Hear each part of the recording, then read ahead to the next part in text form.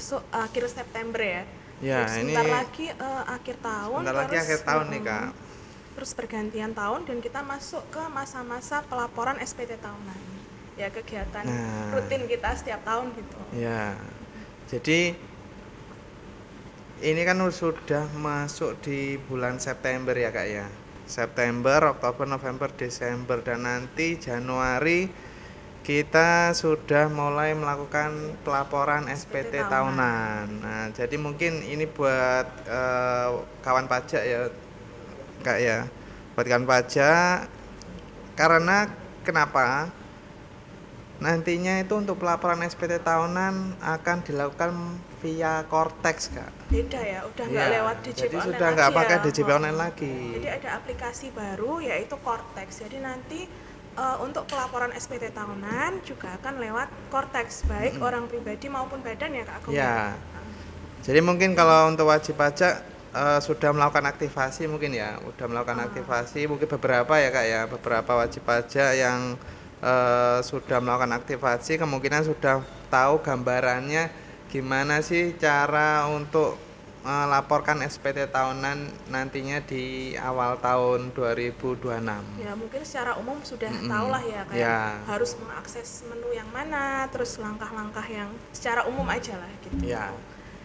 Nah ini kita bahasnya untuk SPT tahunan apa Kak dulu? SPT tahunan badan dulu aja. Badan dulu ya. Karena mungkin untuk WP badan kan pasti sebagian besar sudah melakukan aktivasi ya. Karena kan kalau untuk yang PKP mereka butuh untuk melaporkan SPT, PPN, PPH, unifikasi itu ya Kak ya. Dan untuk melakukan penyetoran PPH 25 atau juga PPH final setiap bulannya. Ya. Pasti lebih mengenal dulu ya. Untuk gimana sih di dalam Cortex itu apa aja menunya seperti itu ya Kak ya. Nah, ini nanti kan kita mau bahas SPT tahunan badan. Nah, di dalam SPT nanti untuk pelaporan SPT tahunan badan yang perlu disiapkan itu apa aja sih Kak? Mungkin yang perlu kita siapkan itu adalah dokumen pendukung dulu. Dokumen pendukung dulu. Dokumen pendukung itu bisa terdiri dari laporan laba rugi, ada neraca, ada daftar penyusutan dan amortisasi, kemudian bukti pemotongan dan pemungutan PPH. Dan untuk PPH badan UMKM dengan omset di bawah 4,8 miliar per tahun bisa disiapkan daftar rekapitulasi peredaran bruto per bulannya. Jadi sebenarnya sama ya Kak ya untuk dokumen pendukung untuk pelaporan SPT tahunan untuk tahun nantinya ya. Sama, sebenarnya nggak terlalu banyak perbedaan antara dokumen yang harus disiapkan. Seperti waktu kita melaporkan SPT dengan e-form DJP online itu ini sama. Sama ya sebenarnya. Terus setelah itu apa Kak? Yang membedakan antara SPT tahunan di DJP online sama nanti di via Cortex itu apa ya? Kalau secara umum ya perbedaannya dulu waktu kita masih pakai e-form DJP online, itu kan kita mendownload PDF ya Kak Agung ya. Jadi kita mendownload PDF berupa dokumen standar. Oh, e-form itu ya. Jadi di dokumen yang PDF-nya e-form itu kan ada semua, ada induk dan semua lampiran yang menjadi satu kesatuan yang tidak terpisahkan gitu. Cuma nanti kita tinggal mengisi sesuai kebutuhan kita aja. Jadi nggak perlu mengisi semuanya, tapi sesuai dengan usaha kita aja gitu. Yang kita download itu keseluruhan. Iya sih. Kalau di SPT tahunan badan yang di DJP online itu kan kita download form PDF. Form utuh gitu ya, kan ya. Dan di situ muncul semua ya Kak ya, dari induk sampai lampiran khusus semua muncul. Dan itu mungkin membingungkan wajib pajak. Ini apakah harus diisi semua atau enggak? Jadi gitu kayak aduh, ini tuh aku harus ngisi yang mana aja? Apa harus semua tak isi atau tak pilih-pilih yang mana gitu kan? Mungkin ada WP yang masih bingung ya kayak gitu. Jadi sebenarnya lebih simpel nanti di Cortex ya Kak ya? Jadi kalau di Cortex betul. Jadi kalau di Cortex nanti kita kan, kalau di DJP online itu kan kita ngisinya kan dari belakang ya biasanya ya Mas ya. Nah nanti kalau di Cortex ini kita ngisinya dari induk. Jadi pertama kita ada pertanyaan waktu kita buka menu induk di Cortex itu ada pertanyaan yang harus dijawab. Jadi pertanyaannya bisa kita jawab sesuai proses bisnis, transaksi dan juga fasilitas perpajakan yang dimiliki oleh WP tersebut gitu. Jadi nanti lampiran yang akan muncul itu tergantung dari jawaban pertanyaan-pertanyaan kita tadi gitu. Oh, jadi nanti di Indo SPT tahunan via Cortex itu ada pertanyaan-pertanyaan yang akan memunculkan lampiran gitu ya Kak ya. Jadi setelah kita menjawab pertanyaan itu ya sesuai dengan kondisi bisnis kita ya. Sesuai kegiatan usaha itu kan. Nanti akan muncul lampiran yang harus kita isi ya. Nanti yang kita isi ya lampiran itu aja gitu. Jadi nggak memunculkan semua form seperti waktu di DJP online dulu gitu. Oh, lebih simpel sebenarnya Kak ya. Lebih simpel. Nah, mungkin lanjut lagi nih Kak. Mungkin beberapa wajib pajak kan sudah tahu nih ya login Cortex gimana, apalagi untuk badan itu kan harus pakai loginnya direktur ya. Jadi nggak bisa loginnya. Kalau dulu kan di DJP online kan loginnya login badan. Ya login satu login kita pakai bareng-bareng gitu kan ya. Nah, untuk di Cortex ini tahap untuk pelaporan SP tahunannya itu langkah pertamanya gimana Kak? Yang pasti kita harus masuk dulu ke aplikasi Cortex-nya. Jadi ke websitenya Cortex ya. Itu kita login dengan menggunakan akun PIC. Kalau untuk PIC itu berarti direktur ya? Direktur, biasanya direktur. Oh ya, pengurus yang tercantum di akte. Berarti wajib login di login PIC ke dulu. PIC, baru kemudian kita melakukan impersonate ke akun badan. Ya. Jadi tidak bisa langsung login di akunnya badan. Jadi, ya Kak ya. Setiap kali melakukan pelaporan kita harus login dengan akun PIC dulu, baru kemudian kita impersonate ke akun badan. Ya, baru jadi kita bisa mulai ini ya. melakukan pelaporan. Tahapnya yang pertama harus aktivasi dulu ya Kak ya. Harus aktivasi akun PIC dan akun badan dulu. Baru nanti untuk impersonate ke akunnya badan, biar bisa akses untuk pelaporan SPT tahunan itu ya Kak ya. Ya seperti itu.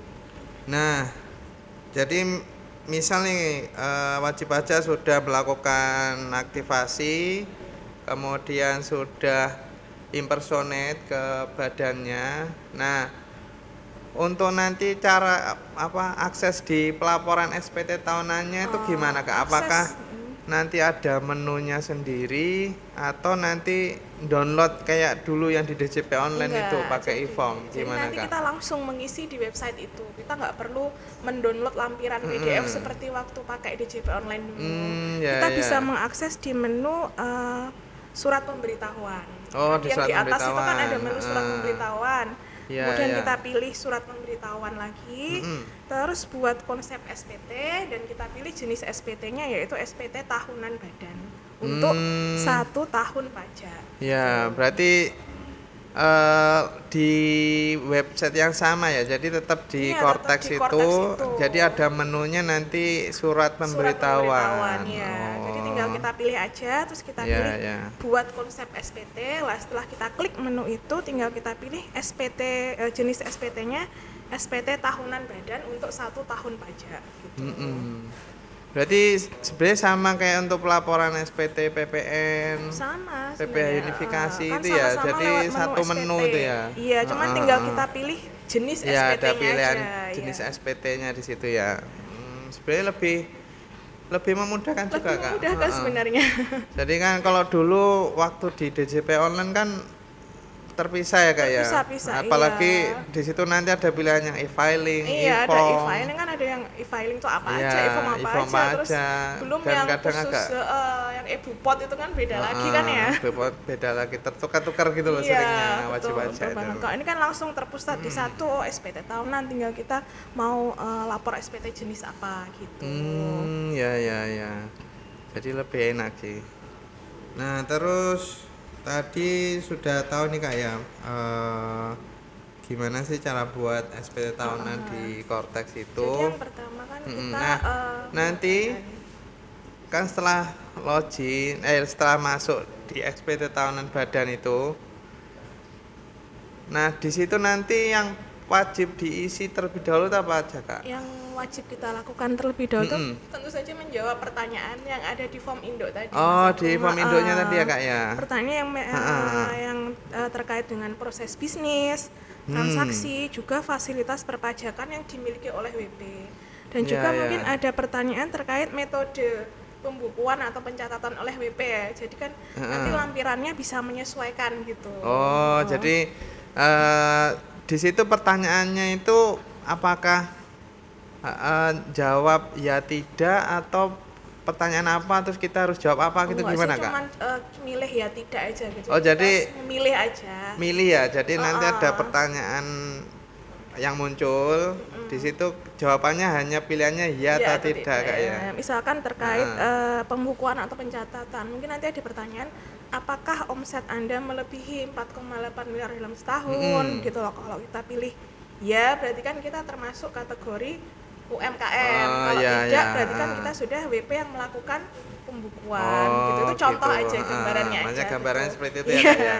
Contohnya aja. Jadi lebih gampang ya untuk jawab pertanyaannya nggak harus detail apa sih yang ditanyakan. Jadi di situ sudah sudah tercantum pertanyaannya apa, tinggal jawab iya atau tidak gitu. Iya, kita semua informasi itu udah terangkum dalam pertanyaan itu, tinggal kita jawab iya atau tidak aja. Itu tergantung dengan kondisi badan kita aja gitu, kondisi maksudnya tergantung badan usaha kita kan. Iya. Jadi nggak harus semua dijawab iya. Iya. Dan kalaupun nanti katakanlah nih badannya belum ada kegiatan usaha kan mau lapor nihil. Berarti otomatis nanti kan jawabannya lebih mayoritas ke tidak semua ya Kak ya. Kan soalnya emang juga belum Jadi ada. lebih gampang ya. Belum ada pemasukan, mungkin belum ada yang kayak pemotongan, pemungutan gitu kan juga belum ada ya. Kalau emang belum beroperasi gitu. Iya, jadi lebih mudah kalau untuk wajib pajak yang melakukan pelaporan SPT nihil Kak ya. Iya, pasti lebih mudah karena kan yang diisi juga nggak banyak. Mungkin kalau nihil itu kita lebih ke pengisian tentang seperti mungkin pengurusnya, kemudian susunan pemegang saham kayak jadi kayak informasi umum aja lah kayak gitu. Ya. Lebih gampang berarti Kak ya. Nah, terus mungkin itu untuk pengisian induk ya Kak ya. Iya. Jadi di situ nanti akan muncul pertanyaan-pertanyaan. Nah, misal nih wajib pajak nih usahanya banyak nih Kak ya. Udah mulai kompleks, terus sudah kegiatan udah berjalan terus. Nah, nanti apakah lampiran-lampiran kan tetap ya di SP Talent kan ada lampiran-lampirannya. Nah, lampiran-lampirannya itu apakah nantinya sama kayak yang di SP Talent sebelumnya yang pakai e-form itu atau berbeda ya Kak ya? Sebenarnya secara garis besar itu masih sama. ya. Contohnya itu kan tetap ada nanti ada daftar pengurus dan pemegang saham. Itu kan dulu di e-form kan ada di lampiran 5 ya. Nanti di Cortex juga ada. Kemudian, jadi tetap ada ya, sama ya sebenarnya ya. Terus ada juga rekonsiliasi laporan keuangan. Dulu kan di Cortex juga ada di lampiran khusus 8 gitu ya. Kemudian yang ada sesuai daftar, dengan kegiatan usahanya apa itu kan. Kemudian ada form untuk daftar PPh yang dipotong atau dipungut. Dulu kan juga ada kan ya di form 3 kalau nggak salah, lampiran 3 ya kalau nggak salah. Kemudian ada daftar penghasilan final, daftar peredaran bruto, juga angsuran PPh selama tahun berjalan. Itu kan dulu juga kita temui juga di form yang sebelumnya. Berarti gitu. Untuk lampirannya tidak ada yang membedakan ya Kak ya? Maksudnya sama aja. Maksudnya sama aja lampiran nanti yang muncul di SP tahunan. Cuman nanti di Cortex itu lampirannya itu akan muncul ketika wajib pajak menjawab pertanyaan tadi ya. Iya, dan mungkin letaknya aja yang beda sih. Iya, kalau yang cara beda. pengisian informasi yang harus diisikan sebenarnya juga sama aja gitu. Ya sebenarnya ini Kak ya mungkin nanti pelaporannya malah lebih cepat ya Kak ya dibandingkan SPT tahunan yang e-form. Iya, kan kita soalnya kan ngisi aja. Kalau di SPT tahunan e-form itu kan pelaporannya kan dari bawah. Iya, dari belakang. Iya. Terus ke depan, nah itu kan harus melihat satu-satu kan. Harus kayak balik ini lagi gitu. Diisi nggak ya lampiran ini, terus balik lagi lampiran berikutnya. Nah, maksudnya wajib pajak itu harus melihat satu persatu. Harus mengecek satu-satu. Ya. Belum nanti kalau masih ada kolom yang merah itu kan, itu kan nggak bisa di next ya. Iya. Itu kan juga, aduh ini kita ngira-ngira ini kita kurangnya ngisi di mana, itu kan harus nyari satu persatu kan. Itu agak susah sih. Terus belum nanti kalau waktu kirim kan ada kode verifikasi. Kalau kode verifikasinya belum masuk itu kan kita juga bingung lagi. Oh, berarti nanti di Cortex tuh nggak ada ya kode verifikasi itu kayak Cortex kan nanti kita udah pakai yang TTE, tanda tangan elektronik itu yang kode kayak otorisasi. Kode otorisasi itu ya. Biasanya kalau yang wajib pajak PKP itu paspres itu kayak. Tuh, semacam paspres. Nah, itu kan kita udah buat waktu registrasi. Jadi kita nggak usah bingung nunggu kiriman itu kode verifikasi lagi. Lewat email itu kan. Tinggal kita isi terus next gitu. Nah, ini kan tadi pelaporannya kan lewat website ya Kak ya. Kan sudah nggak pakai e-form. Nah, dulu kan wajib pajak itu pakai e-form mungkin lebih enak ketika ngisinya kan ini ya, nggak perlu online. Oh iya. Dan bisa disimpan kapan aja. Jadi ngisi tinggal simpan, lanjutkan. Nah, apakah nanti di website itu ada fasilitas buat langsung otomatis simpan Kak? Ada, untuk misalkan kita belum selesai mengisi, kita bisa simpan konsep dulu yang bisa kita teruskan nanti ya. Kalau misalkan kita ingin melanjutkan, tinggal kita buka lagi konsep itu. Kan tadi yang udah kita isi kan udah disimpan, jadi nggak akan hilang gitu pengisian kita sebelumnya. Tinggal kita lanjutkan aja. Jadi kemarin dapat info juga sih Kak. Kemarin ketika pengisian pelaporan SP tahunan itu katanya tersimpan otomatis selama 2 detik. Gitu. Malah lebih lebih aman kan ya? Ya, jadi setiap wajib pajak mengisi itu nanti akan muncul notifikasi hijau gitu Kak. Di atas gitu. Malah lebih canggih ya. Jadi perlu takut. Muncul pengisi. Jadi nggak perlu sampai katakanlah nih wajib pajak lupa klik simpan konsep, itu akan otomatis tersimpan. Jadi nggak perlu sering-sering klik simpan konsep ya. Jadi kalau tiba-tiba listrik mati gitu aman ya. Jadi kayak wifi nggak connect gitu kan. Itu lebih aman. Isianku hilang gitu. Karena selama 2 detik itu otomatis tersimpan nanti SPT-nya. Berarti tambah canggih ya fiturnya, semakin harusnya gitu ya? nanti seperti itu Kak. Jadi lebih, meskipun basisnya website dan harus kan terkoneksi sama internet, tapi difasilitasi sama DJP nanti ketika pengisian SPT akan setiap 2 detik itu akan muncul pop up untuk simpan berkala. Jadi kayak auto save gitu. Wah, itu lebih aman untuk itu juga ya kan, gitu. Isiannya Jadi nggak perlu ragu-ragu untuk maksudnya nggak harus mengisi di hari itu sampai selesai. Gitu enggak. Jadi bisa disambi kayak e-form. Cuman kalau e-form kan harus simpan, itu pun harus ganti file baru lagi kan. Harus save as gitu kan. Kalau ini kan kita udah malah ada fasilitas auto save ya. Save-nya kan lebih gampang ya. Lebih gampang jadinya. Gitu. Nah, jadi lebih enak ya Kak ya untuk pelaporan SPT tahunan badan nanti. Jauh lebih enak sih gitu. Oke. Mungkin ada lagi nggak Kak untuk ini ya, pelaporan SPT tahunan badan ini? Kan tadi sudah, yang pertama dokumen pendukung hampir sama seperti yang pelaporan SPT tahunan tahun sebelumnya. Jadi nggak ada yang membedakan kan. Malah nanti mungkin kayak bukti potong otomatis ya Kak ya. Kalau dulu kan waktu di DJP online wajib pajak bikin SPT tahunan di e-form itu kan bukti potong mereka harus nginput manual. Iya, jadi belum pre-populated gitu apakah nanti di Cortex itu juga nginput manual atau gimana Kak? Iya, nanti di Cortex itu udah otomatis. Otomatis ya? Sudah dibuatkan bukti potong dan sudah dilaporkan oleh pemberi penghasilannya. Jadi itu kita tinggal mungkin cek aja ya, ini udah masuk semua. Jadi gitu hanya cross check aja malah ya. Jadi lebih enak sih. Jadi nanti di SPT tahunan dari wajib pajaknya hanya cross check aja apakah sudah benar sih bukti pelaporan bukti potong yang sudah dibuat sama lawan transaksi. Istilahnya udah pre-populated gitu. Jadi udah masuk semua. Kita nggak perlu input ulang satu-satu. Dulu kan satu-satu ya, dari NPWP-nya, nama pemberi penghasilannya, Iya. terus nomor bukti potongnya juga harus kita input satu-satu. Iya, input satu-satu. Makan waktu juga ya. Makan waktu juga tuh, Pak. Iya. Apalagi kalau bukti potongnya 1.000 itu kan. Itu Iya, mules betul. kayaknya perutnya itu. Udah wegah dhisik Mas. Iya, iya.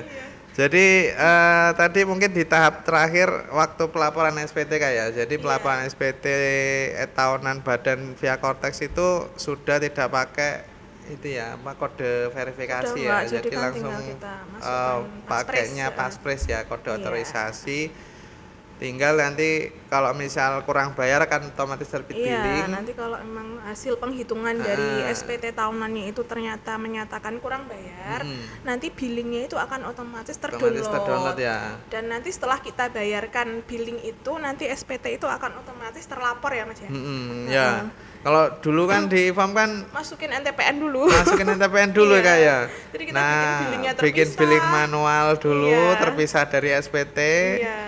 Itu pun kadang banyak yang salah kayak. Salah kalau jenis pajaknya salah. Udah kadung bayar banyak. Waduh, pas dimasukin NTPN nggak sesuai, repot lagi. Ya, jadi nanti di Cortex sudah otomatis kayak otomatis terdownload billingnya. Aman. Jadi untuk wajib pajak lebih memudahkan pelaporan SPT tahunannya kayak khususnya untuk yang wajib pajak badan. Dan nanti kalau billingnya sudah terbit ketika wajib pajak setor langsung otomatis terlaporkan langsung akan connect lah dengan Cortex-nya. Jadi kita nggak perlu masukin NTPN lagi. Bahkan setelah kita bayar itu berapa menit gitu langsung terlapor ya SPT-nya. Iya, langsung terlapor Kak. Dia real time soalnya. Iya, langsung kita terima dia real time, langsung muncul bukti pelaporannya kan. Iya. Jadi sebenarnya secara garis besar itu saya udah dari penjelasan kakaknya tadi, untuk pelaporan tahunan Badan Via Cortex itu lebih gampang ya sebenarnya, lebih gampang dan lebih cepat ya Kak ya. Lebih cepat ya. Dan lebih aman juga karena kan kita nggak perlu khawatir kehilangan file juga kan yang kita isikan itu. Soalnya kan basisnya juga website itu kan. Ya. Jadi lebih enak, lebih cepat, dan itu kayak apa? Nggak perlu bingung ya cara ngisinya karena di situ hanya pertanyaan-pertanyaan aja yang perlu dijawab ya. Tinggal kita ngikutin alurnya aja lah. Ngikutin alurnya ya. Asalkan semua dokumen kita udah siap, tinggal kita ngikutin alur dari Cortex-nya itu aja. Kita diarahkan ke sana. Ya. Oke, siap. Jadi mungkin itu sih Kak ya. Gambaran ini ya kawan pajak terkait pelaporan SPT tahunan Badan Via Cortex. Lebih gampang, lebih simpel karena basisnya website. Nah, seperti itu. Nah, jadi mungkin sekian yang kita Kak ya untuk bincang-bincang hari ini. Dan mungkin kawan pajak kalau misal pengen tahu tutorial gimana sih cara pelaporan SPT tahunan, kawan pajak bisa buka di channel YouTube Ditjen Pajak RI ya. Itu di situ udah lengkap semua. Bahkan cara lapornya, pengisiannya di situ juga ada semua ya Kak ya. Iya, ada tutorial lengkap. Ada tutorial lengkapnya. Jadi kawan pajak tidak perlu khawatir gimana sih nantinya ketika sudah masuk di awal tahun Kak ya 2026 nih. Karena mungkin udah ada videonya, mungkin bisa nonton mulai sekarang ya untuk gambaran aja lah. Nanti kira-kira gini gitu. Ya, dan kan pajak juga jangan lupa untuk ini kayak apa follow Instagram kami kantor pajak Sukomanunggal. Di situ kita juga update peraturan perpajakan ya, info-info apa sih yang terbaru, produk terkini terkait kewajiban perpajakannya. Seperti itu Kak ya. Nah, mungkin cukup sekian ya Kak ya dari kami. Apabila kalau ada salah kami mohon maaf. Saya Agung dan teman saya Kak Vira. Mohon izin undur diri. Salam